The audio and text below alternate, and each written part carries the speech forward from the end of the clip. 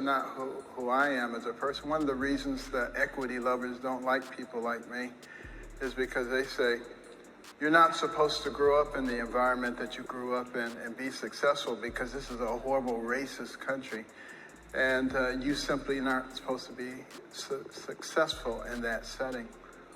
What a bunch of crap. Man, Ben Carson was animated, wasn't he?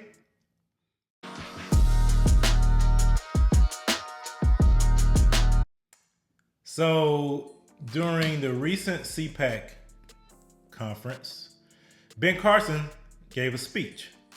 And he spoke about how equity is a bunch of crap. How because of his environment and the way that he grew up, he should not have been a world-renowned surgeon, not have been the director of housing and urban development. None of those things because of the way that he grew up. Not who I am as a person. One of the reasons that equity lovers don't like people like me is because they say, you're not supposed to grow up in the environment that you grew up in and be successful because this is a horrible racist country.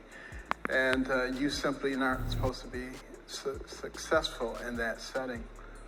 What a bunch of crap. And see, that's so true. Equity lovers, progressives, the woke left, people that want to blame America as systemically racist, that America has been racist since its founding, that's hard for black people to make in this land. They don't like people like Ben Carson. They don't like people like me. I grew up in a single parent household in Mississippi. My mom worked 2 jobs. Based upon that, I should have been a statistic, but I wasn't. Because of the grace of God, because of a work ethic that was instilled in me by my mom, that was instilled in me by people around me, by men that came alongside and assisted me and helped me to understand that no, I was not a victim. That I wasn't gonna be portrayed as a victim. And I chose not to be a victim. And so therefore, because of that fact, because I live in America and things were merit-based, I was able to achieve. And I give God all the glory for it. But it's people like Ben Carson that throw a wrench into this narrative that America is systemically racist, that we should be repaid for all the atrocities done to our ancestors. That is a flat out lie. That's been used by people who want to destroy America based upon race. Ben Carson had more to say about this at his speech during CPAC. This point, and we must be extraordinarily vigilant now, and we must be willing to stand up for the things that we believe in. And we have to realize that we are together in this. You know, America is strong when we are united, but we're letting people come in and divide us up on the basis of race, income, age, religion, political affiliation, gender.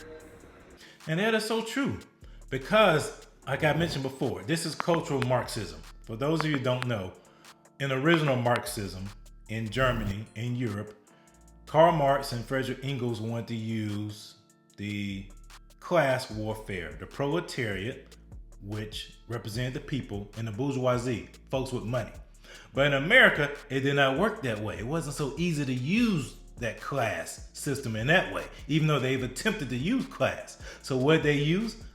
They use race, gender, sexuality.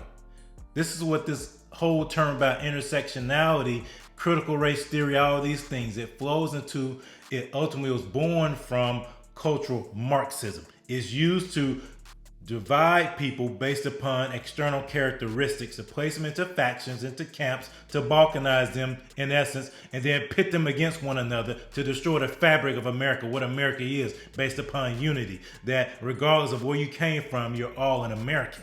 And see, when people are not smart enough to recognize that, they'll be used and manipulated by people who understand what cultural Marxism really is in order to achieve their ends, which is to remake America in their image, in a communist, socialist image.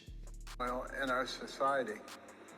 And you have to realize in the early days of America, we were able to live together in small communities, families of 20, 50, 100 people, 50 miles away from any other groups of people, sometimes speaking different languages, coming from different countries, different thoughts, they were able to subjugate all that for the common good.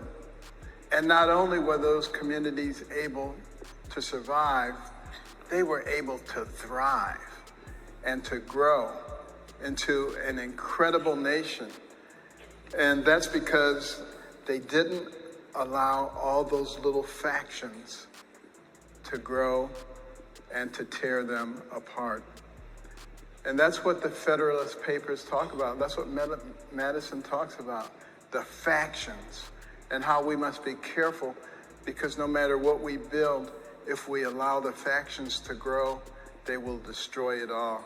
We need to understand what's going on, why these people are working so hard to destroy what's going on here. But the good thing is, there are courageous people here, and there are people who are looking for what's right.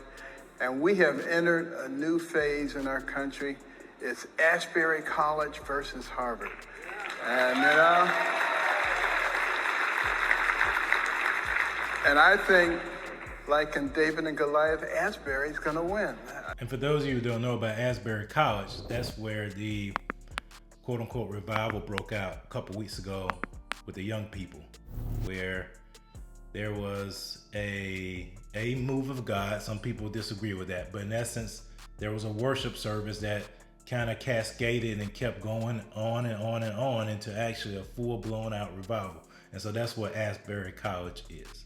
And because it's starting to spread, and the young people are starting to realize that those principles, such as love your neighbor rather than cancel your neighbor, are the things that helped us to grow and to become a strong country.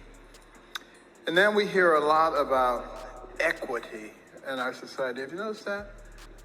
We want to have equal outcomes for everybody.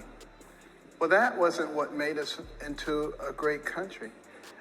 You know, as the administrative state began to grow starting in the early part of the 20th century, they started thinking the government had to move this group up and move this group down to create equal outcomes. We hear about that a lot now. That's not who we are as a nation. And Dr. Carson is so right. This is the idea of the administrative state. This whole push for equity all started from the progressives like Woodrow Wilson during the early 20th century. It was done. That's why you have all these different groups on the census, all this EEOC stuff. All this stuff was started by the administrative state to artificially make people the same, to guarantee the same outcomes. But you cannot do that. People are different. You want the equality of opportunity, not the equity of outcome. You cannot guarantee the same outcomes if you make everything the same. It will not work.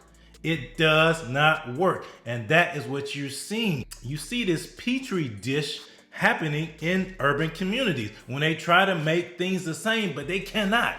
What we want, what people really want, are equality of opportunities. We don't want the same outcomes. You don't want to take from somebody else to elevate someone else. That's called redistribution of wealth. That's called socialism. We don't want that. We want the same opportunity as others. And unfortunately, so many have been denied the same opportunity in an effort to give the same outcome. And it does not work. It does not work. We want the equality of opportunity. Equity is a bunch of crap. It is. But equality of opportunity is not, because we are not victims. We are empowered for greatness.